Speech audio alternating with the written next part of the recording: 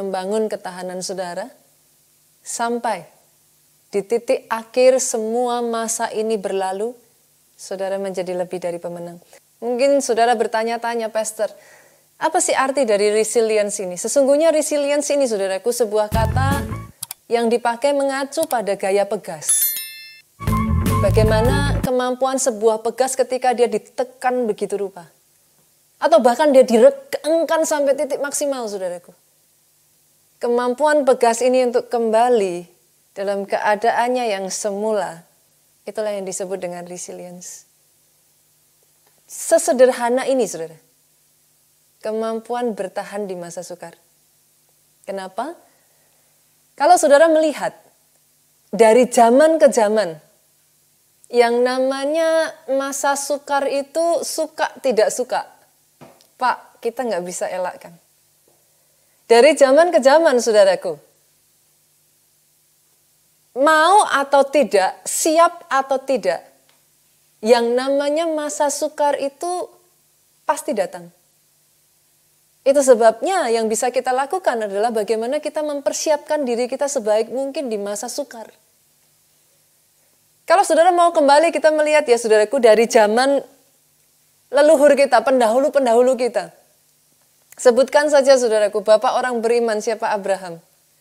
Sejak dari zaman Abraham, kalau saudara baca di dalam Kejadian pasalnya yang ke-12, saudara akan menemukan di sana ayatnya yang ke-10, saudaraku. Kalau saudara lihat di sana dikatakan ketika kelaparan timbul di negeri itu, pergilah Abraham ke Mesir untuk tinggal di situ sebagai orang asing. Kenapa, saudara? Sebab hebat kelaparan di negeri itu. Dari zamannya Abraham, kelaparan itu sudah terjadi. Tidak berhenti sampai zaman Abraham, turun ke zaman anaknya, Ishak, saudara. Saudara buka sekali lagi di dalam Kejadian, kita lihat di pasalnya yang ke-26. Kita baca ayatnya yang pertama, saudaraku.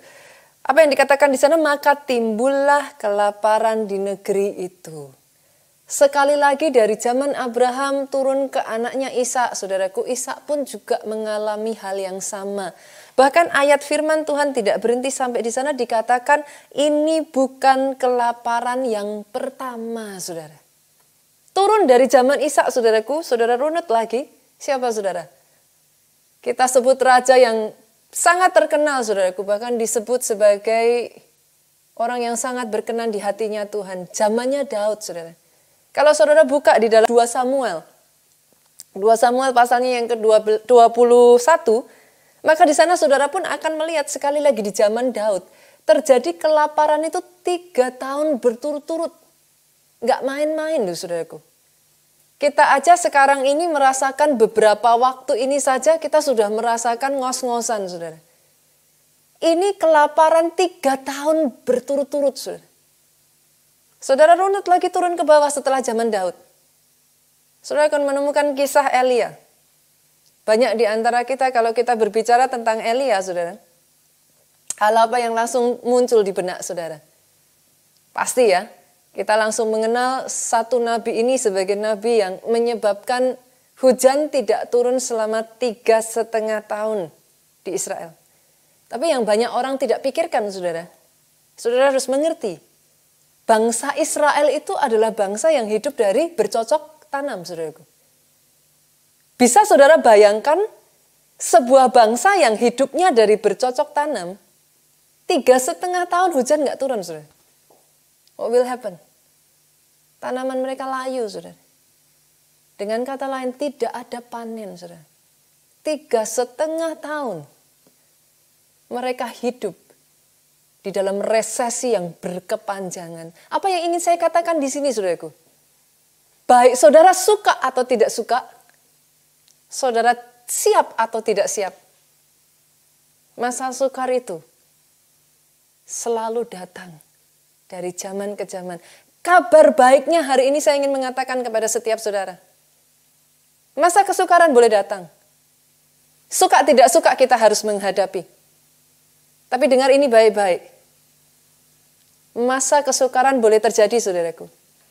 Dari zaman ke zaman. Saya memberikan kabar baik ini kepada saudara. Manusia sampai detik hari ini tidak punah, saudara. Melalui semua masa sukar ini, manusia sampai dengan detik hari ini masih survive, masih bisa bertahan. Izinkan saya mengatakan ini, saudaraku. Kalau zaman dahulu pun manusia survive, kalau zaman dahulu pun manusia bertahan, saudara. Saya katakan kepada setiap dari saudara, this too, yang satu ini pun shall pass, harus dan pasti berlalu. Boleh saya dengar kata amin yang paling keras dimanapun saudara berada. Yang ini pun pasti berlalu, saudaraku. Tapi kalau kita sekarang sudah tahu, saudara, bahwa semuanya itu harus terjadi. Dan ya memang dari zaman ke zaman terus menerus terjadi, saudara. Sejarah pun sudah membuktikan itu. Pertanyaannya sama-sama terjadi. Bagaimana dengan sikap kita? Karena suka nggak suka memang terjadi, saudara. Mau kita menggerutu, mau kita ketakutan, mau kita jengkel, mau kita marah-marah, ya itu tetap terjadi. Hari ini saya ingin membagikan kepada saudara, justru di tengah-tengah masa-masa seperti ini, saudaraku, ada sikap yang seharusnya dimiliki anak-anak Tuhan, yang akan membawa kita dalam melalui semuanya ini. Kita melaluinya dengan berkemenangan. Kita buka satu ayatnya terlebih dulu, saudara. Mazmur pasalnya yang ke-33. Dimanapun saudara ada di kamar kecil saudara, saudara ada di kos saudara. Buka ayat ini bersama-sama dengan saya. Baca dengan suara yang paling keras, saudaraku. Terserah dengan orang yang di kiri kanan saudara mau katakan apa. Tapi bagi saudara yang tahu ayat ini untuk saudara, tangkap dengan sungguh-sungguh, baca dengan suaramu yang paling keras. 33 ayatnya yang ke-18. Sesungguhnya. Berhenti sampai di situ dulu, saudara. Sesungguhnya. Beberapa waktu yang lalu saya sampaikan, pada saat saya masih berkhotbah di Jakarta, saudaraku. Setiap kali saudara membaca satu kata ini disebutkan, sesungguhnya. Take a break. Ambil jeda sebentar, saudara. Kenapa? Karena ketika kata sesungguhnya ini muncul, Tuhan ingin mengatakan kepada kita, pay attention. Perhatikan dengan sungguh-sungguh. Ayat ini berlanjut, saudaraku. Mata Tuhan tertuju. Mata Tuhan tertuju itu artinya kita aja manusia ya, saudaraku. Kadang kita jalan. Kita lihat di sekeliling kita. Sampai tiba-tiba ada sesuatu. Ketika dikatakan mata kita tertuju, saudaraku. Berarti sesuatu yang kita lihat itu menarik bagi kita. Yang mengerti katakan amin. Yang kita lihat ini masuk di hati kita. Kita tertarik, saudaraku. Nah, ayat ini mengatakan mata Tuhan tertuju. Itu artinya Tuhan tertarik. Pertanyaannya sekarang, kepada siapa Tuhan itu tertarik? Ternyata, saudaraku, mata Tuhan tertuju.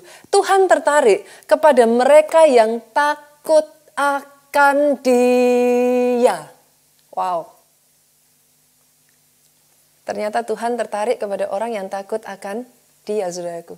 Kata takut di sini tidak berarti Tuhan kita menyeramkan. No, no, no. Kata takut di sini tidak berbicara bahwa Tuhan kita menakutkan. No, no, no. Kata takut di sini, saudara adalah orang-orang yang memahami dengan sungguh-sungguh fakta resesi kejadian yang terjadi hari-hari ini. Tetapi pemahaman saudara akan Tuhan saudara jauh lebih besar, sampai di satu titik tersendiri saudara bisa mengatakan ini, yes, masalah boleh terjadi, yes, keadaan boleh tidak seperti yang saya inginkan, tapi dengar ini baik-baik, saudaraku. Itu yang membuat kita berbeda dengan orang di luar sana. Dengar ini baik-baik, aku masih punya Tuhan. Yang mengerti katakan amin yang paling keras. Mata Tuhan tertuju kepada orang-orang yang di dalam masa-masa sukar ini dia tetap berkata di dalam hidupnya, semuanya ini boleh terjadi, tetapi dengar baik, aku tahu dalam hidupku aku masih punya Tuhan. Tuhanku masih tetap sama. Dan rupanya, saudaraku, mata Tuhan bukan hanya tertuju kepada orang yang takut akan Dia, tapi ayat ini melanjutkan berikutnya, saudaraku. Mata Tuhan juga tertuju, Tuhan itu tertarik kepada mereka yang berharap akan kasih setianya. Bukan hanya orang yang tahu di dalam masa-masa ini dia masih punya Tuhan. Tetapi orang-orang yang di dalam masa-masa ini pengharapannya tidak goyang. Mereka tahu Tuhannya Tuhan yang setia. Firman Tuhan berkata, kita boleh tidak setia saudaraku, tapi hari ini saya katakan, apapun kondisimu, Tuhanmu tetap setia. Matanya tertuju kepada orang-orang yang tetap teguh dan bisa berkata, aku masih punya Tuhan. Pastor Nita, aku masih punya pengharapan karena aku punya Tuhan yang hidup. Kepada orang yang seperti ini, ayat 19, dengar ini baik-baik saudaraku. Dia melepaskan jiwa mereka dari maut, memelihara hidup mereka pada masa kesukaran. Doa saya saudara, di semua masa kesukaran ini, jemaat keluarga Allah adalah orang-orang yang sadar dia masih tetap punya Tuhan. Jemaat keluarga Allah adalah orang-orang yang tidak kehilangan pengharapan di masa sukar. Tambah nempel saudaraku, tambah pegang kencang-kencang Tuhan saudara. Karenanya dalam kehidupanmu Tuhan lepaskan saudara, Tuhan luputkan saudara. Dalam kehidupan saudara dia peliharakan saudara di masa sukar. Itu yang pertama saudara. Sikap yang seperti ini ternyata menyukakan hatinya Tuhan. Yang kedua saudaraku, di dalam masa sukar seperti ini, karena memang tidak bisa kita elakkan saudara. Sikap seperti apa sih yang seharusnya dimiliki oleh anak-anak Tuhan? Kita baca ayatnya di dalam Amsal. Amsal pasalnya yang ke-11, ayatnya yang ke-8. Yang sudah ketemu katakan amin. Yang ketemu karena langsung baca di bawah ini saudaraku, tetap amin yang paling keras. Orang benar diselamatkan dari kesukaran. Lalu orang fasik menggantikannya. Wow. Perhatikan ini ya saudara. Orang benar diselamatkan dari kesukaran. Pastor, berarti kalau saya orang Kristen saya diselamatkan dari kesukaran. Nanti dulu saudara. Ayat ini enggak mengatakan seperti itu. Orang benar. Orang yang dalam hidupnya di masa-masa sukar ini mempertahankan hidup benar di hadapan Tuhan. Justru yang seperti ini diselamatkan dari kesukaran. Satu pasal saudaraku setelah ini. Amsal 12 ayat yang ke-13. Orang jahat terjerat oleh peranggaran bibirnya. Tetapi orang benar, sekali lagi saudara, dapat keluar dari kesukaran.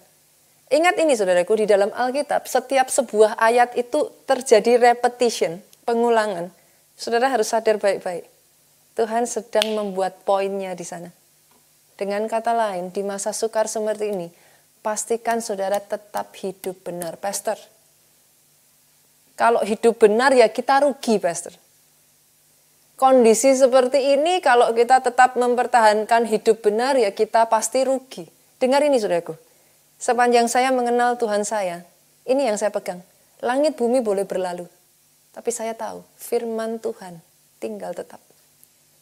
Apapun boleh terjadi kalau saudara memilih untuk memegang firman Tuhan. Yes, orang benar justru yang diluputkan. Itu jadi atas kehidupan saudara. Pastor, namanya kondisi kayak gini kalau tipu-tipu sedikit wajar lah Pastor. Bohong-bohong sedikit wajar lah Pastor. Dengar ini saudaraku. Justru ketika saudara ada di dalam masa seperti ini mempertahankan integritas saudara di hadapan Tuhan, lihat. Dia yang akan jadi pembela dalam kehidupan saudara. Dia akan berdiri bagi saudara. Justru di tengah masa sukar, engkau diluputkan. Engkau dilewatkan saudaraku. Engkau berkemenangan sampai akhir nantinya. Itu sikap kita yang kedua saudaraku. Yang ketiga, kita lihat saudara. Sikap seperti apa sih sebenarnya yang seharusnya dimiliki orang Kristen di masa sukar seperti ini? Yang ketiga, saudara. Lawan kata dari ketakutan, saudaraku. Karena ada begitu banyak orang justru di masa-masa seperti ini, fokusnya perhatiannya pada masalahnya, fokusnya perhatiannya pada keadaan sukarnya, saudaraku. Akhirnya dicekam pada ketakutan, dicekam dengan kekhawatiran, saudara. Lawan kata dari ketakutan itu iman.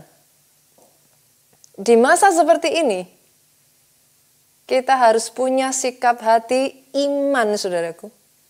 Pertahankan iman saudara, minggu lalu kita baru saja berbicara. Pertahankan iman saudara, dan iman yang sejati saudara. Rasul Paulus berkata, tanpa perbuatan sia-sia. Artinya saudaraku, iman yang sejati disertai dengan usaha. Artinya iman yang sejati disertai dengan persiapan. Saya kasih contoh sederhana saudara. Menurut saudara, saya tanya dulu. Kira-kira orang seperti Daud, yang sama sekali bahkan bukan tentara saudara, berani maju melawan Goliat. Notabene saudaraku, Goliat ini adalah quote-quote mesin perang saudara. Sejak dari masa kecilnya, sejak dari masa mudanya sudah dipersiapkan sebagai prajurit tangguh saudaraku. Bukan hanya itu, jangan lupa loh saudaraku, Goliat ini masuk di dalam kalangan raksasa. Kira-kira menurut saudara, orang seperti Daud berani menghadapi Goliat yang semua orang Israel pada saat itu mundur. Daud punya iman enggak saudara? No doubt. Tidak diragukan saudaraku. Kalau enggak punya iman, enggak mungkin Daud berani menghadapi Goliat. Tapi perhatikan baik-baik saudara. Kalau saudara baca ayatnya, Alkitab itu amazing. Bagi saya, apa ya saudara? Firman Tuhan itu luar biasa saudaraku. Kenapa? Karena sekalipun Daud punya iman saudara, Alkitab mencatat, Daud mempersiapkan 5 batu licin terbaik. Loh, kalau sama-sama Daud punya iman saudaraku, ya sudah toh 1 batu aja cukup kok. Tuhan pasti menyertai. 1 batu, tak, langsung kena. Tapi no, Daud mempersiapkan dirinya dengan baik. Dia bahkan mencari 5 batu licin saudara. Jangan-jangan kalau 1 kurang masih ada yang kedua. 2 kurang masih ada yang ketiga. Dia mempersiapkan dirinya sebaik mungkin. Imanmu perlu disertai dengan persiapan. Bahkan di dalam Amsal saudaraku, Amsal 31 berbicara tentang wanita bijak. Seperti apa itu wanita bijak? Kita buka ayatnya yang ke-19 saudaraku. Kita belajar dari wanita bijak saudara. Ibu-ibu di tempat ini, di dalam masa-masa yang ada sekarang ini, bagaimana sebagai seorang wanita kita berlaku dengan bijak. Ayat yang ke-19 saya bacakan, tangannya ditaruh pada jentera. Jentera ini bukan lentera ya saudaraku. Jari-jarinya memegang pemintal. Dengan kata lain, ayat di 19 ini mengatakan, wanita yang bijak ini, dia mempersiapkan dirinya saudara. Dia bersiap untuk apa saudaraku? Kita lihat ayatnya yang ke-21. Ia tidak takut kepada salju untuk seisi rumahnya. Karena ayat 19 dia sudah mempersiapkan diri. Di ayat ke-21 masa sukar boleh menghantam. Hatinya tidak takut. Dia tidak gentar saudara. Kenapa saudaraku? Seisi rumahnya berpakaian rangkap. Wanita yang bijak mempersiapkan dirinya jauh sebelumnya saudara. Itu sebabnya ayat yang ke-25 di sana dikatakan pakaiannya adalah kekuatan. Orang yang di masa sukar ini saudaraku mempersiapkan diri dengan baik. Pakaiannya kekuatan dan kemuliaan. Ia tertawa tentang hari depan. Kalau ini tadi kita berbicara tentang wanita bijak ya saudara. Kali ini Tuhan itu luar biasa saudaraku. Tuhan ajak kita melihat bukan hanya wanita bijak. Tuhan ajak kita belajar dari semut saudara. Kita buka yuk ayatnya. Amsal pasal yang ke-6. Amsal pasal yang ke-6 ayatnya yang ke-6 sampai ayatnya yang ke-11. Kita belajar dari semut saudaraku. Hai pemalas, pergilah kepada semut. Perhatikanlah lakunya dan jadilah bijak. Jadi kalau tadi kita belajar dari wanita bijak, sekarang kita belajar dari semut bijak saudara. Nah, seekor semut yang bijak ini apa yang dia lakukan saudara? Ayat yang ke-7. Biarpun tidak ada pemimpinnya, tidak ada pengaturnya. Artinya saudaraku nggak ada yang nyuruh-nyuruh. Nggak ada yang maksa. Tidak ada penguasanya. Ayat 8. Ia menyediakan rotinya di musim panas. Mengumpulkan makanannya pada waktu panen. Semut yang bijak tahu Di masa-masa berkelimpahan dia kumpulkan, dia bukan berfoya-foya, dia tidak menghambur-hamburkannya. Di masa berkelimpahan dia kumpulkan semuanya itu, sehingga di masa kesukaran dia tetap bisa bertahan. Hai pemalas, ayat selanjutnya saudaraku. Berapa lama lagi engkau berbaring? Bilakah engkau akan bangun dari tidurmu?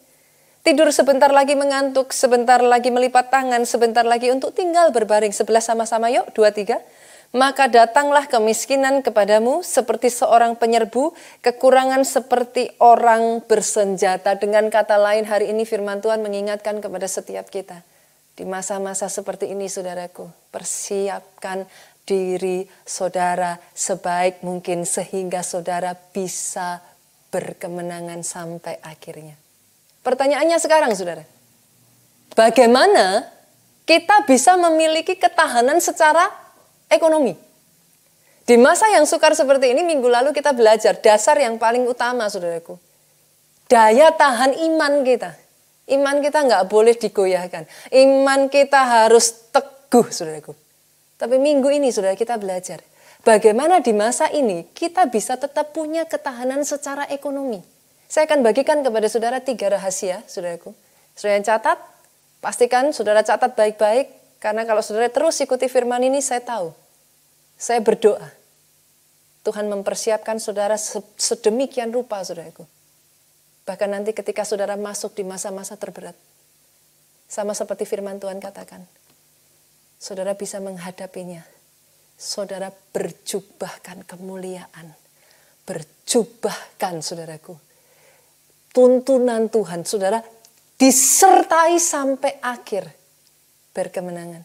Yang pertama, saudara, poin yang pertama, rahasia membangun ketahanan finansial saudara yang pertama, tidak bisa tidak, saudaraku, rahasia untuk saudara hidup di dalam berkat Tuhan, bahkan di masa sukar seperti ini, satu ini, saudara, taat pada petunjuk Tuhan. Kenapa saya katakan demikian? Di masa seperti ini, saudaraku, banyak orang itu, boleh saya katakan,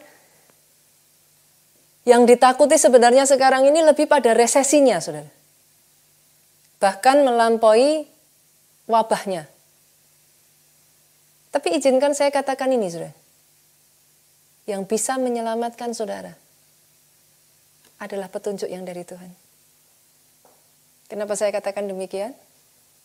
Yang namanya manusia, saudaraku, kita boleh punya teori.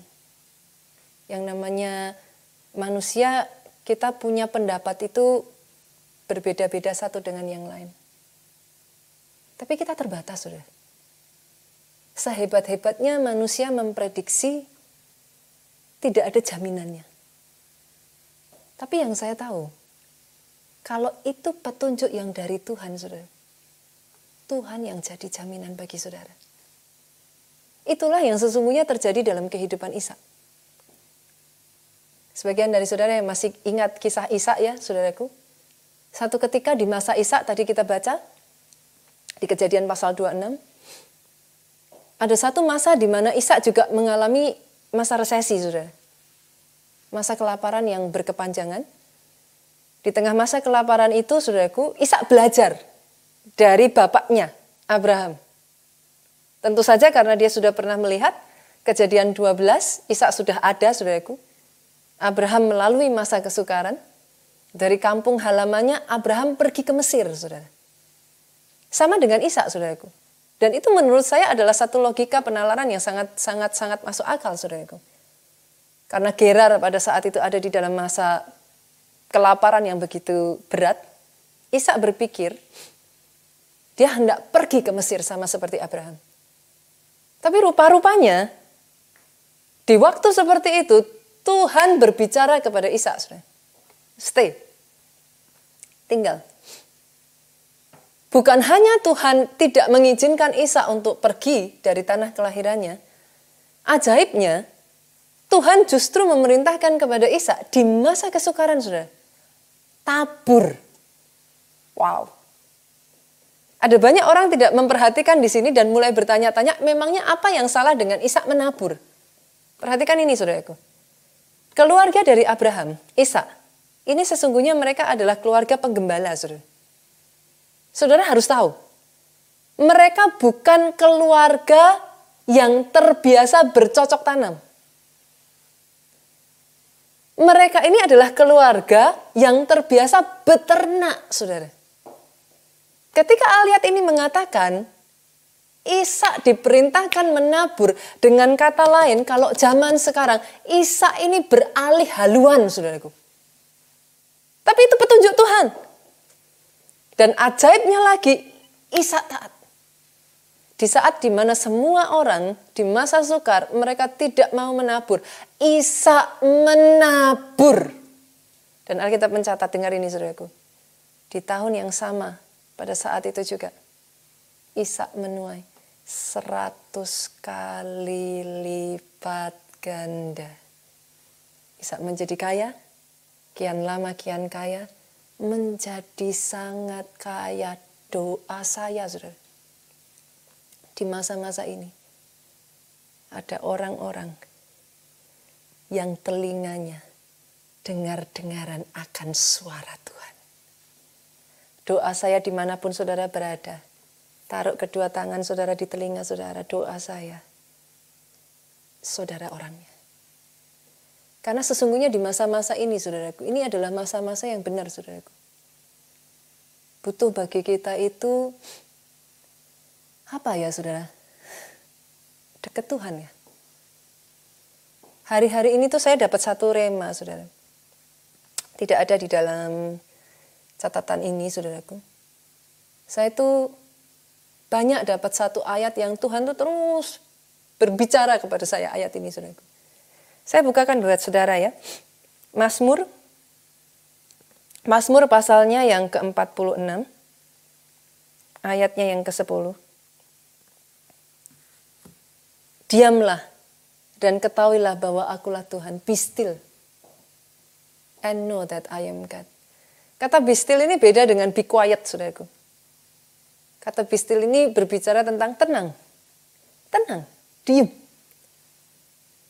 Know that I am God. Setelah saya baca ayat ini, saudaraku, Tuhan bukakan satu lagi ayat, saya ajak ya, saudara buka di dalam Yesaya. Sedikit bersabar, saudaraku, pasalnya yang ke-30, ayatnya yang ke-15 sampai ayatnya yang ke-16. Saya tuh jujur waktu baca ayat ini, saudaraku. Apa ya, Pak? Saya tuh ketawa. Kenapa saya ketawa? Karena saya tuh merasa ayat ini tuh saya banget, saudaraku. Saya tuh seperti kayak ditampar Tuhan ketika saya baca ayat ini. Saya bacakan, saudaraku. Sebab beginilah firman Tuhan Allah, yang Maha Kudus Allah Israel. Dengan bertobat dan tinggal diam, kamu akan diselamatkan. Dalam tinggal tenang dan percaya, terletak kekuatanmu. Saya yakin ketika saudara baca ayat ini, banyak di antara saudara akan langsung katakan, amin, pastor. Tapi tunggu, saudara. Karena sesungguhnya yang membuat saya tertawa bukan bagian itu, saudara. Yang membuat saya tertawa adalah selanjutnya, saudara. Ayat ini mengatakan seperti ini. Tetapi kamu enggan. Kamu berkata, bukan. Kami mau naik kuda dan lari cepat. Tapi perhatikan ini, saudara. Maka kamu akan lari dan lenyap. Katamu pula. Ini enggannya enggak sekali loh, saudara. Masih lagi, sudah disuruh Tuhan. Diam. Be still. Be still. Tapi masih lagi kita ngomong, katamu pula, kami mau mengendarai kuda tangkas. Coba perhatikan, saudara, apa yang terjadi. Maka para pengejarmu akan lebih tangkas lagi. Ketika saya baca ayat ini, jujur, saudaraku, saya nggak tahu berapa banyak dari saudara yang sama seperti saya. Untuk diam itu nggak gampang, saudara. Ada banyak orang untuk kerja sukar ya, saudara. Saya menemukan sukar untuk diam. Banyak di masa-masa ketika kita masih bekerja seperti biasa, saudara. Ada satu masa di mana Tuhan meminta saya untuk banyak duduk diam. Saya katakan sama Tuhan, saya nggak tahu apakah ini cuma saya, atau saudara sama seperti saya. Nggak nyindir, saudaraku, tapi nabrak, saudara. Saya ngomong sama Tuhan, Tuhan, saya terlalu sibuk.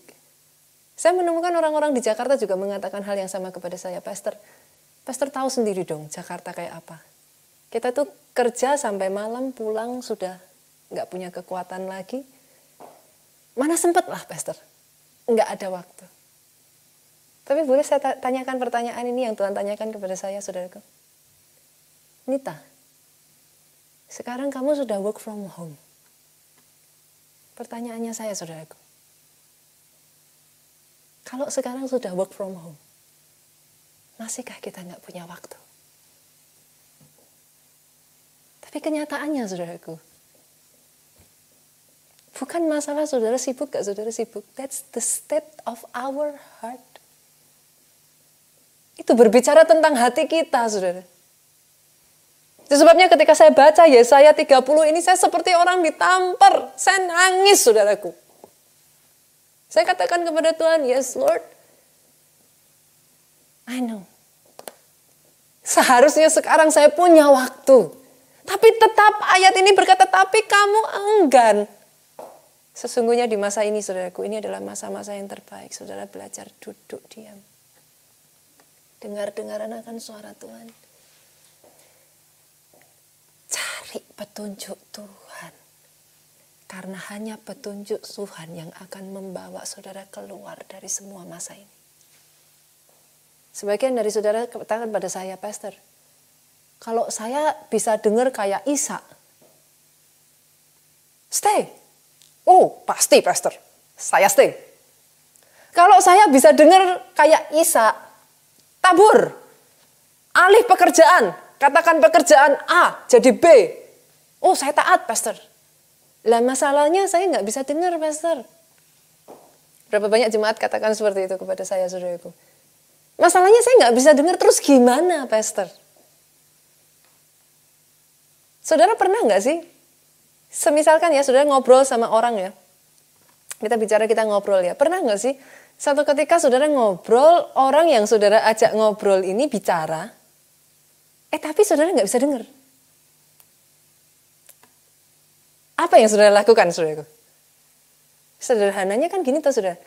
Kalau kita ngobrol nggak bisa dengar, ya kita mendekat. Yang mengerti katakan amin. Saudara mengerti yang saya maksudkan? Ketika kita mendekat, saudaraku, we can hear better. Pastor, sudah dekat, tapi belum dengar. Ya sederhana, saudara, jawaban saya. Kurang dekat lagi, saudara. Yang mengerti, aminnya yang paling keras. Coba senggol kiri kanan, saudara. Engkau yang ada di rumah beserta dengan orang tuamu kah, istrimu kah, suamimu kah. Coba senggol kencang-kencang. Bila perlu injak kakinya, saudaraku. Biar sedikit berasa seperti di gereja, saudara. Katakan, sudah nggak ada alasan lagi. Tidak ada alasan lagi, saudaraku. Ini saatnya, waktu yang terbaik. Dekat-dekat bila perlu, masih belum dengar. Nempel sama Tuhan. Kayak perangko. Disitulah petunjuk suara Tuhan menjadi nyata dalam kehidupan saudara. Karena kadang petunjuknya nggak masuk akal, saudaraku. Saya baru saja tadi mendengar satu cerita, saudara. Bagi saya nggak masuk akal. Di tengah masa sukar seperti ini, dia bekerja sebagai seorang marketing, saudaraku, di sebuah perusahaan otomotif, saudara. Saudara tahu sendiri dong, kondisi seperti ini, people work from home. Kok mikirnya otomotif, saudaraku? Ya nggak mungkin lah. Nggak ada orang yang keluar rumah, saudara, buat apa beli mobil baru, saudaraku? Akhirnya, ya otomatis di dalam dunia kerjanya menurun dengan sangat drastis, saudara. Nah, di tengah kondisi yang seperti ini, dia berharap dari salah seorang temannya yang masih berhutang kepada dia, saudaraku. Tapi ternyata ditagih-tagih juga enggak, ya sama-sama semuanya sedang ada di dalam masa sukar, saudara. Ya enggak dibayar, saudaraku. Sampai akhirnya dia sempat berpikir, terbersit sedikit pemikiran di hatinya, Tuhan, ya mungkin bulan April ini aku nggak persepuluhan dulu, Tuhan. Tuhan kan maha tahu. Kondisi sedang begini. Akhirnya jemaat kita ini berpikir, saudaraku, ya bulan April skip dulu lah, Tuhan. Nggak persepuluhan dulu. Tahukah saudara apa yang Tuhan katakan kepada jemaat kita ini, saudaraku? momen di mana dia berkata, Tuhan skip, nggak persepuluhan dulu. Cepat sekali loh saudaraku suara Tuhan itu berbicara. Kadang saya tuh kalau dengar kisah dari jemaat tuh saya ikut ketawa saudaraku. Berapa banyak dari saudara tahu Tuhan yang kau sembah dia nggak mati saudara. Tuhan yang kau sembah, telinganya, matanya tertuju kepada saudara. Baru jemaat kita ini ngomong, skip dulu Tuhan. Tuhan langsung katakan, kasih persepuluhan. Ya Tuhan, gimana mau ngasih persepuluhan kondisi sedang seperti ini? Kita harus mempersiapkan untuk bulan-bulan berikutnya. Tuhan dengan sangat cepat saudaraku berkata, kasih persepuluhan. Saya bersyukur saudara jemaat kita ini taat. Dengan bercucuran air mata dia katakan, Tuhan, aku mau belajar taat kepada Engkau lebih dari apapun. Kadangkala ya saudaraku, saya itu saya harus katakan ini saudaraku, saya acung jempol dengan jemaat pelayan Tuhan keluarga Allah. Saya bersyukur gereja ini punya orang-orang yang tangguh. Gereja ini punya orang-orang yang takut akan Tuhannya lebih dari segalanya. Jemaat ini tetap saudaraku taat berikan persepuluhan. Tahukah saudara? Siang hari itu dia transfer, dia berikan persepuluhan. Nggak tunggu waktu lama saudara. Tuhan kita kalau sudah bekerja saudaraku, sekali dia beri petunjuk, dengar ini baik-baik, manusia nggak bisa jamin hidupmu. Tapi Tuhanmu jaminan pasti dalam kehidupanmu. Kenapa saya katakan demikian? Siang dia transfer persepuluhan saudara, malamnya dia ditelepon. Rupa-rupanya saudaraku, ibu ini punya sebuah tanah yang disewakan untuk dibuka semacam warung saudaraku atau resto lah saudara di tanah itu. Dalam keadaan seperti ini kita semua tahulah saudara. Warung, resto semua sepi saudara. Bahkan ibu ini berpikir penyewa ini tidak akan melanjutkan saudaraku. Kenapa? Karena memang ya selama beberapa waktu dia melihat tidak ada kegiatan saudara. Warungnya nggak buka. Tapi malam itu secara ajaib, belum waktunya bahkan untuk bayar sewa, saudara. Penyewanya ini justru telepon ibu ini, ngejar-ngejar ibu ini, dia katakan dia mau perpanjang, langsung dibayar lunas sewanya, saudaraku. Ajaib Tuhan kita. Cara Tuhan memeliharakan hidup saudara tidak terbatas pada pemikiran saudara, jauh lebih dari yang sanggup kau pikirkan, kau bayangkan. Tuhan turut bekerja di dalam segala perkara mendatangkan kebaikan bagi orang yang mengasihi dia. Dengar-dengaran, dekat sama dia, nempel kayak perangko sama dia. Itu sebabnya di masa sukar seperti ini jangan pergi meninggalkan Tuhan saudaraku. Di masa sukar seperti ini jangan menjauh dari ibadah. Saya harus katakan ini sungguh-sungguh. Kenapa salah satu alasan dari gereja kita benar-benar menjaga. Kita terus merangkul setiap jemaat kita, setiap pelayan Tuhan. Kenapa saudaraku? Bukan masalah kita kejar-kejarnya. Bukan absensinya dengar baik ini saudaraku. Karena di masa seperti ini lebih dari sebelumnya saudaraku. Kita lebih butuh dikuatkan iman kita untuk bertahan sampai akhir. Bertahun-tahun yang lalu saudaraku, ada sebuah keluarga yang sangat disayangkan sekali. Mereka mengalami masa yang sukar. Sayangnya di masa sukar itu, Alkitab mencatat saudaraku, mereka meninggalkan rumah roti. Rumah roti itu berbicara tentang apa saudaraku? Rumah roti berbicara keluarga rohanimu. Rumah roti berbicara tentang ibadahmu. Rumah roti berbicara tentang gereja lokal tempat saudara bernaung, bertumbuh, besar di dalamnya. Kalau saudara masih ingat kisah dari Naomi, saudaraku. Ketika menghadapi masa kelaparan. Alkitab itu kalau cerita ya saudara. Saya tuh kadang takjub loh. Bethlehem itu artinya rumah roti saudara. Di masa kesukaran sangat disayangkan Naomi beserta keluarganya meninggalkan rumah roti. Tapi izinkan saya katakan ini saudaraku sebagai seorang hamba Tuhan. Di masa sukar, jangan tinggalkan ibadahmu. It's not getting better. Menjauh dari Tuhan tidak membuat saudara lebih baik. Ketika Naomi meninggalkan rumah roti, dia menjauh dari Tuhan, saudaraku. Hidupnya bukan jadi lebih baik. Dia harus kehilangan orang yang dia kasihi, suaminya. Bukan hanya itu saja, saudaraku, disusul dengan dia kehilangan kedua anaknya. Hidupnya hancur. Hari ini, saudara, bolehkah saya berkata kepada setiap saudara dimanapun saudara menyaksikan, beribadah bersama-sama menyaksikan tayangan ini, saudaraku. Engkau yang saat ini sedang jauh dari Tuhan. Engkau yang saat ini meninggalkan Tuhan. Engkau merasa hidupmu sudah hancur. Sama seperti Naomi, hari ini saya tantang saudara. Saya bersyukur hari itu Naomi bersama dengan Rut dalam keadaannya yang hancur, saudaraku. Sampai Alkitab berkata, Naomi itu punya arti kesukaan, saudara. Tapi hari itu, saudaraku, Naomi berkata kepada sebangsanya, jangan panggil aku lagi Naomi. Sekarang namaku Mara. Mara itu artinya apa, saudara? Pahit. Dalam keadaannya yang pahit, saya bersyukur. Naomi lari kepada Tuhan. Kalau itu keadaanmu saat ini, saudaraku, jangan takut. Tuhan tidak akan menghakimi saudara. Firman Tuhan bukan ada untuk menghakimi saudara. Firman Tuhan bukan ada untuk menghancurkan saudara. Hari ini Tuhan datang kepada saudara dengan tangan terbuka. Dia katakan sekali lagi, datang kepadaku. Engkau yang letih lesu dan berbeban berat. Naomi pulang kembali, saudaraku.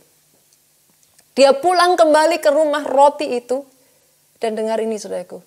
Ketika mereka pulang ke rumah roti, Tuhan pulihkan keadaan Naomi. Rut menikah dengan Boaz. Satu keluarga diangkat Tuhan kembali. Doa saya sekali lagi, ini yang jadi atas hidup saudara. Dalam kehidupan saudara ketika kau berlari balik kepada Tuhan, dia peluk engkau. Dia pulihkan satu demi satu aspek kehidupanmu. Dia angkat engkau kembali. Poin saya yang kedua, saudaraku. Kita lanjutkan firman Tuhan. Poin saya yang kedua. Bagaimana di tengah masa yang sukar ini kita bisa membangun ketahanan kita secara keuangan kita. Yang kedua, pelajari sungguh-sungguh kebenaran firman Tuhan. Kita buka ayatnya di dalam 2 Timotius. 2 Timotius pasalnya yang ketiga, ayatnya yang ke-16. Segala tulisan yang diilhamkan Allah, saya berhenti sampai di situ, saudaraku. Segala tulisan yang diilhamkan Allah. Dengan kata lain, ini berbicara tentang firman. Sepakat ya, saudara? Firman, saya ganti ya, saudaraku. Memang bermanfaat untuk mengajar. Jadi ternyata, saudaraku, kalau saudara mau membangun ketahanan saudara, secara ekonomi, saudara butuh ini. Gali firman. Pelajari firman sungguh-sungguh. Kenapa? Firman itu guru kita, saudara. Saya lanjutkan ya, saudara. Ini menarik sekali. Firman bukan hanya bermanfaat mengajar. Dia bukan hanya guru kita, saudaraku. Dia menyatakan kesalahan. Ada sangat banyak jemaat berkata kepada saya, Pastor, bagaimana saya tahu apa yang akan saya putuskan ini benar atau salah? Betul ya? Kadang kita ada di dalam kayak apa ya, saudaraku? Apa sih intersection gitu, saudara. Kita ada di dalam kondisi itu persimpangan gitu. Kita mau pilih kiri atau kita mau pilih kanan, mana sih pastor yang benar gitu. Coba ini, saudaraku. Firman menyatakan kesalahan. Orang yang dalam hidupnya banyak baca firman, percaya nggak percaya ya, saudara. Ada saat-saat dalam kehidupan saya ketika saya melakukan kesalahan, firman itu akan menjadi guru bagi saudara. Dia akan mengajar kepada saudara, dia akan menuntun saudara, dia akan berkata, Nita, nggak boleh begitu. No, Nita.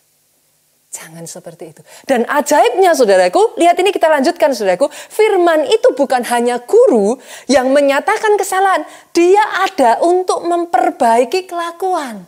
Oh yes. Itu sebabnya di dalam Yesus Tuhan, saudaraku, saudara itu diperbaharui dari hari lepas hari. Oh, pola pikir kita diperbaharui jadi pola pikir Kristus. Kenapa, saudara? Orang-orang yang hidup di dalam firman, nggak ada ceritanya, saudaraku. Harus ada buah roh. Halo, ibu-ibu, Di rumah yang saudara bingung melihat sikap anak-anak saudara nggak bisa berubah, nggak usah banyak cerewet saudaraku. Saudara cerewet dari terbit matahari sampai masuknya percuma, saya jamin saudara. Izinkan firman yang cerewet sama anak saudara. Apa yang saya maksudkan? Apa yang dimaksudkan pastor? Perkenalkan firman kepada anak saudara. Dia akan jadi guru. Memperbaiki kelakuan mereka. Bukan sampai di situ saja saudaraku. Firman itu ada untuk mendidik orang dalam kebenaran. Wow. Sekali lagi kita berbicara kebenaran ya saudara. Tadi saya bukakan kembali ya saudaraku. Amsal 11:12 tadi. Orang benar diselamatkan dari kesukaran. Kita berbicara tentang hidup benar saudara. Amsal 12 dikatakan di sana orang benar keluar dari kesukaran. Pertanyaannya. Saya harus mengatakan ini kepada saudara, jangan salah saudara. Tidak ada satu orang pun yang benar. Roma itu mengatakan seperti itu saudara. Seorang pun tidak. Apa yang saya maksudkan di sini saudaraku? Engkau tidak bisa benar dari perbuatanmu sendiri. Maafkan saya saudara. Kalau ada sebagian dari saudara yang berkata, pastor, mungkin dengan berbuat baik. Mungkin dengan saya beramal. Maafkan saya saudaraku. Tapi saya harus katakan kebenaran firman ini. Ini bukan dari saya. Kita tidak bisa hidup benar dari diri kita sendiri. Itu sebabnya 2000 tahun yang lalu. Karena semua kesalahan kita, saudara. Ada satu sosok pribadi. Dia menanggungnya semuanya di pundaknya. Dia tahu bahwa manusia terbatas. Dia tahu, saudaraku, bahwa ketika kita hidup di bawah hukum Taurat, saudaraku, saudara boleh lakukan 99,9% kebaikan. Berbuat benar, saudara. 0,1% saja saudara tidak lakukan. Maka apa yang saudara lakukan dianggap nihil. Sosok pribadi ini tahu, saudaraku. Dimanapun saudara menyaksikan tayangan ini. Izinkan saya mengatakan ini. Dia tanggung semua dosamu di atas kayu salib 2000 tahun yang lalu. Dia pikul semuanya. Bahkan sampai mati di atas kayu salib dia pikul semuanya saudaraku. Dan firman Tuhan mengatakan barang siapa percaya kepada nama Yesus tidak binasa. Melainkan beroleh hidup yang kekal. Hari ini saya mengambil kesempatan ini saudaraku. Kalau ada di tempat ini yang saudara mendengarkan. Apa yang saya sampaikan ini dan saudara belum terima Yesus hari ini. Engkau perlu terima Yesus. Karena orang benar yang diluputkan, orang benar yang diselamatkan di masa seperti ini. Tapi kita tidak bisa benar dari diri kita sendiri, saudaraku. Berapa banyak dari saudara yang berkata, pastor tidak peduli, saya sudah berusaha. I try. Tapi saya tetap gagal. Hari ini firman Tuhan mengatakan, datang saudaraku, datang. Sekali lagi engkau yang letih, lesu dan beban berat, datang. Engkau tidak dibenarkan karena kebenaranmu. Ada kebenaran Allah, darah itu yang sudah menutup saudara. Setiap kali dia melihat engkau, dia melihat darahnya. Itu sebabnya atas orang-orang yang seperti ini, di masa sukar engkau diluputkan. Kalau itu yang kau percayai saudaraku, boleh saya dengar kata amin yang paling keras dari tempat ini saudaraku. Dimanapun saudara berada, di tempat saudara, di kamar saudara, di kos saudara. Oh, tepuk tanganmu yang paling meriah buat Raja di atas segala. Raja buat dia yang sudah mati. Buat dia yang sudah disalibkan. Gantikan engkau. Ajaibnya saudaraku. Di masa seperti ini. Ada satu orang saudara. Dia termasuk golongan dari, kalau saya boleh katakan, one of the richest. Orang-orang yang paling kaya di masanya, saudara. Ayub. Dia melalui masa sukar. Dalam masa sukar itu kita baca ayatnya, saudaraku. Ayub pasal yang kelima. Ayatnya yang ke-17. Sampai ayatnya yang ke-22. Saya bacakan bagi saudara.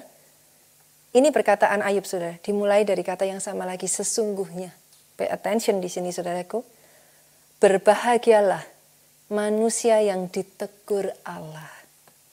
Sebab itu jangan engkau menolak didikan yang maha kuasa. Dengan kata lain saudaraku, di masa-masa seperti ini kita itu sesungguhnya justru bersyukur kalau Tuhan itu mendidik kita.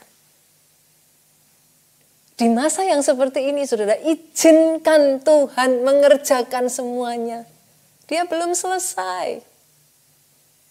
Kenapa, saudaraku? Karena dialah yang melukai, tetapi juga yang membebat. Kalau Tuhan mengizinkan, saudara, boleh luka, boleh jatuh. Tapi kalau terluka pun, Tuhan yang akan balut, saudara. Dia yang memukul, tetapi tangannya menyembuhkan pula. Bahkan kalau di masa seperti ini engkau serasa seperti dipukul, saudaraku. Sakit, nggak enak. Izinkan, saudara, kenapa? Dia juga yang menyembuhkan engkau. Dari 6 macam kesesakan, engkau diluputkannya. Oh, orang benar dengar ini baik-baik. Dari 7 macam engkau tidak kena malapetaka. Yes, jadi, saudaraku. Pada masa kelaparan engkau dibebaskannya dari maut. Pada masa perang dari kuasa pedang. Saudara dilepaskan, ayat yang ke-21. Dari cemeti lidah engkau terlindung. Engkau tidak usah takut. Kenapa, saudara? Bila kemusnahan datang sekalipun, kemusnahan dan kelaparan tidak akan. Kemusnahan dan kelaparan akan kau tertawakan. Dan binatang liar tidak akan kau takuti, saudara. Jadi atas kehidupan saudara. Kalau kau mau membangun ketahananmu di masa sukar ini, saudaraku, dengar baik. Oh, pelajari firman. Di sana ada didikan Tuhan. Di sana ada teguran Tuhan. Oh, di sana ada bimbingan yang dari Tuhan, saudaraku. Yang terakhir, yang ketiga, saudara. Yang terakhir, yang ketiga. Rahasia yang ketiga, saudaraku, miliki strategi untuk melewati masa sukar ini. Jadi bukan hanya sekedar ini ya, saudaraku, kita percaya, tapi kita harus punya strategi. Kita belajar dari kehidupan Yusuf. Kita baca dari Kejadian pasalnya yang ke-47. Kalau saudara masih ingat, di zamannya Yusuf, saudaraku, pada saat itu, Yusuf melalui 7 tahun masa kelimpahan, lalu 7 tahun masa kesukaran. Bangsa Mesir pada saat itu sampai bertekuk lutut, saudara, mereka menyerah. Tapi di masa sukar itu Yusuf justru diangkat semakin tinggi. Apa rahasia Yusuf? Kejadian 47, ayatnya yang ke-13 sampai ayatnya yang ke-17. Kita baca bergantian ya, saudara. Bikin orang kiri kanan saudara kaget gitu. Teriaknya yang kenceng. Kalau baca ayat jangan sekedar baca. Baca dengan suara yang paling keras sampai masuk di hati kita, saudara. Di seluruh negeri itu tidak ada makanan. Masa sukar, saudara. Sebab kelaparan itu sangat hebat. Sehingga seisi tanah Mesir dan tanah Kanaan lemah lesu karena kelaparan itu. Ayat 14, yuk saudara baca dengan suara keras. Maka Yusuf mengumpulkan segala uang yang terdapat di tanah Mesir dan di tanah Kanaan. Ya, ini uang membayar gandum yang dibeli mereka, dan Yusuf membawa uang itu ke dalam istana Firaun. Ayat 15 saya bacakan. Setelah habis uang di tanah Mesir dan di tanah Kanaan, datanglah semua orang Mesir menghadap Yusuf serta berkata, "Berilah kami makan. Berilah makanan kepada kami. Mengapa kami harus mati di depanmu? Sebab tidak ada lagi uang." Ayat 16. Jawab Yusuf, "Jika tidak ada lagi uang, berilah ternakmu. Maka aku akan memberi makanan kepadamu sebagai ganti ternakmu itu." Ayat 17, saudaraku. Lalu mereka membawa ternaknya kepada Yusuf. Yusuf memberi makanan kepada mereka, ganti kuda, kumpulan kambing domba dan kumpulan lembu sapi dan keledainya. Jadi disediakannya lah bagi mereka makanan ganti segala ternak pada tahun itu. Strategi Yusuf yang pertama, saudaraku. Saudara lihat di ayatnya yang ke-14 tadi. Maka Yusuf mengumpulkan segala uang. Di masa sukar ini, saudaraku, Yusuf berhemat. Sehingga dia bisa menabung. Yang gak gampang bagi bangsa Mesir, saudara. 7 tahun itu saudara harus ingat, mereka itu ada di dalam masa kelimpahan. Ekonomi mereka naik, saudara. Sebagian dari mereka mulai spend more. Bahkan bukan hanya itu, saudaraku. Mereka mulai beli barang-barang yang prestis. Kalau zaman sekarang kita mungkin mobil, saudara. Dari yang tadinya naik sepeda, roda 2, naik jadi sepeda motor mungkin, saudaraku. Naik sedikit lagi, sekarang jadi beli mobil, saudara. Zaman itu nggak ada mobil, saudara. Alat transportasi mereka pada saat itu unta. Sebagian yang sudah lebih tinggi, yang lebih rendah mungkin pakai keledai, saudara. Yang lebih tinggi lagi pakai kuda. Lebih tinggi lagi kudanya di-upgrade. Ya kira-kira seperti itu, saudara. Tapi rupa-rupanya yang membuat saya heran, saudaraku, dalam masa kesulitan, mereka itu sampai jual semua loh, saudara. Ternak dijual, kambing domba dijual, lembu sapi dijual. Pertanyaan saya, ayat 17, kenapa di tengah keadaan seperti itu, saudara? Kuda itu dijualnya malah paling akhir. Masuk akal nggak, saudara? Nggak masuk akal. Harusnya di tengah masa kesulitan seperti itu, mereka itu lebih butuh lembu sapi daripada kuda. Nggak ada kuda, mereka masih bisa jalan. Tapi nggak ada lembu sapi, mereka ini nggak dapat makanan loh, saudara. Tapi ternyata, kadangkala, saudara, kalau kita sudah terbiasa hidup pada certain level, saudara, di masa sukar, masih tetap boros tuh, saudara. Pastor, jangan nyenggol, saudara. Nggak nyenggol, saudara. Nyenggol percuma, saya tabrak. Kadangkala di masa sukar, nggak segampang itu, saudara. Untuk orang menurunkan gaya hidupnya. Hari ini kita belajar dari Yusuf, saudara. Di masa sukar, Yusuf kekang dirinya.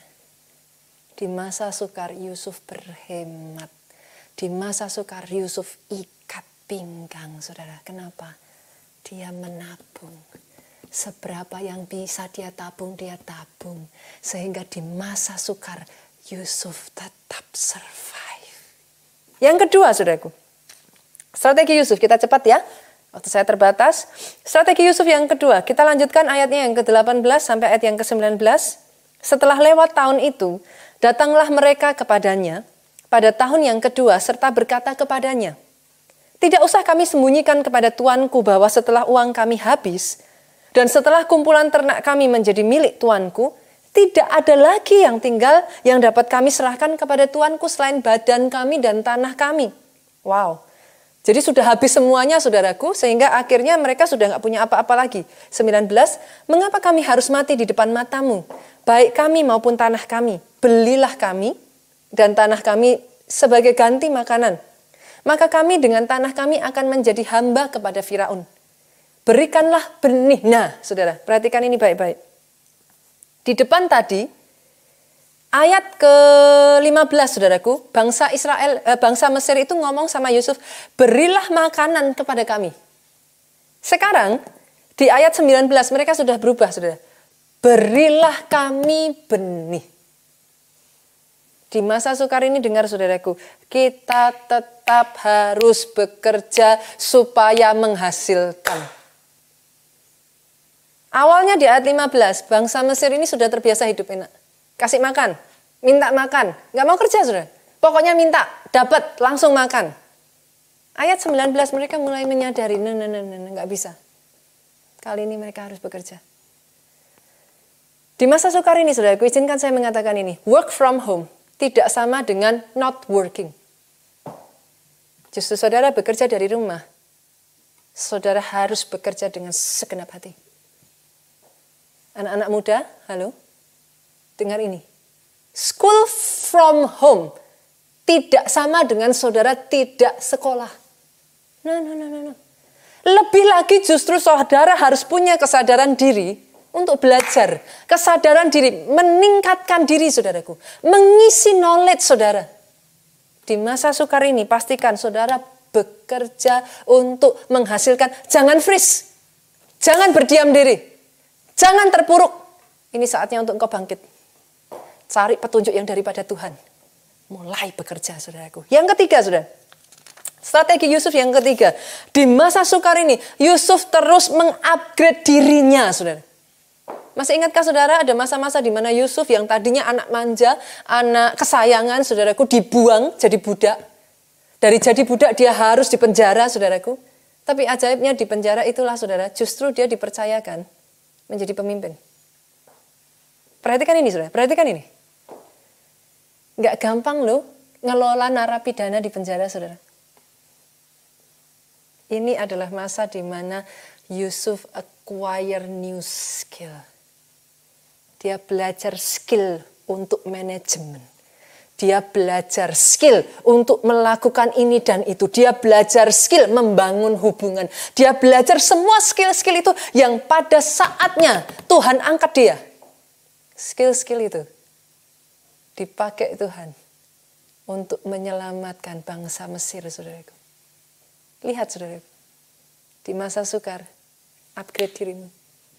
Hal baru apa yang kau bisa pelajari? Belajar. Ini bukan masa untuk kita tidur-tiduran, bermalas-malasan. Ini masa kita mengupgrade diri kita. Yang terakhir, saudara. Yang terakhir, yang keempat. Strategi Yusuf yang terakhir di masa sukar. Justru, saudara, di masa sukar, Yusuf tidak berhenti menabur benih. Tadi ayat yang ke-19 di sana dikatakan, justru di masa sukar, Yusuf terus menabur. Ada satu kesaksian. Kalau saya boleh katakan ini, saudaraku, saya baca kesaksian ini, apa ya? Bukan hanya saya amazed, saudaraku, saya nangis, saudara. Once again, ini bukan masa yang mudah. Tapi firman Tuhan itu tidak pernah salah, saudara. Jangan berhenti menabur. Salah satu dari jemaat kita di kota Solo, saudaraku. Dia bekerja di salah satu perusahaan garment. Tentu saja semuanya sedang mengalami masa yang sukar, saudara. Dia sudah berpikir, saudaraku, bagaimana kalau sampai harus dirumahkan. Karyawan besar, ribuan, saudara. Apa yang terjadi kalau sampai dirumahkan? Sampai di satu titik, saudaraku, dia katakan kepada Tuhan, Tuhan, dalam masa seperti ini, saya harus bagaimana? Ajaibnya, saudara. Saya tuh sampai geleng-geleng kepala, saudara. Malah justru disuruh Tuhan untuk nabur, saudara. Wow, saya geleng-geleng kepala. Dalam kesaksiannya dia berkata, saudaraku, di masa sukar itu dia tetap menabur, bahkan dia tetap membayar persepuluhannya. Dalam kondisi yang dia tidak pernah tahu, terancam akan dirumahkan.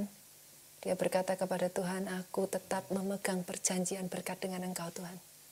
Aku tetap melakukan bagianku. Tahukah saudara ajaibnya dari satu orang yang takut akan Tuhan ini, saudaraku, saya percaya tangan Tuhan itu bekerja. Satu perusahaan ini, saudaraku, diselamatkan Tuhan. Bukan hanya itu saja, saudaraku.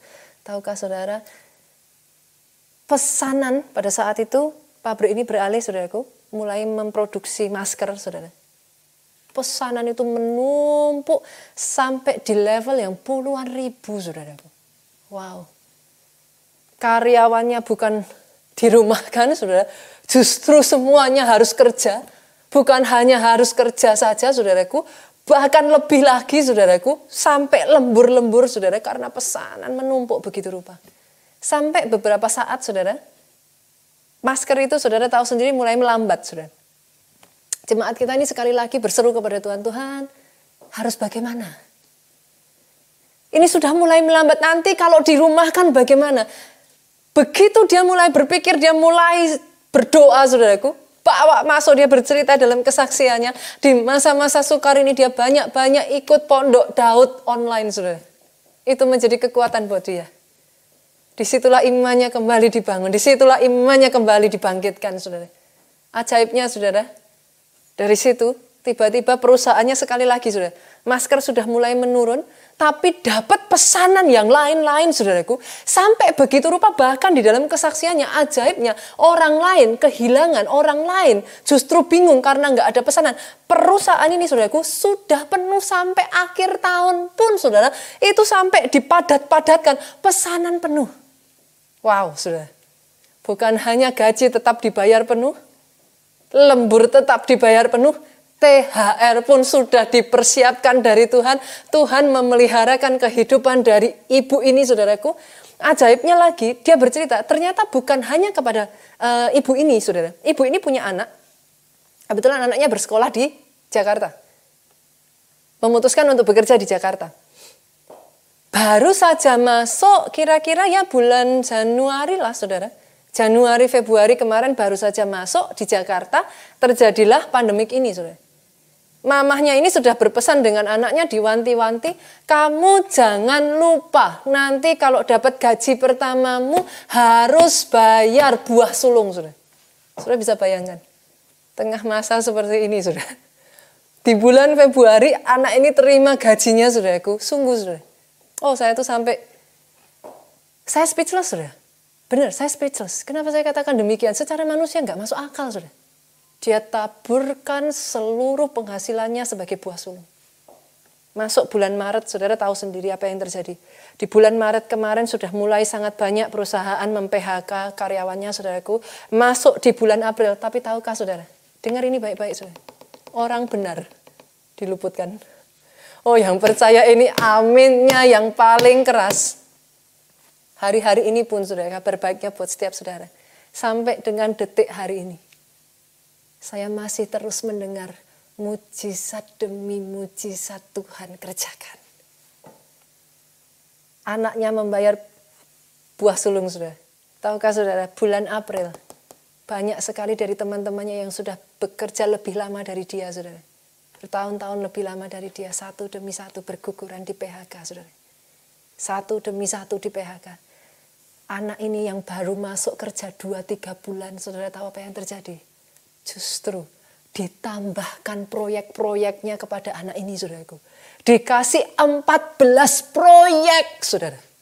Bukan hanya dipertahankan, bukan hanya tidak di PHK, penghasilannya naik berkali-kali lipat. Berkat Tuhan terjadi yang tidak masuk akal, yang tidak terpikirkan, Tuhan kerjakan buat orang-orang yang tetap mempertahankan hidup di dalam perjanjian dengan Tuhan. Perjanjian berkat Tuhan, hidup di dalam kebenarannya Tuhan.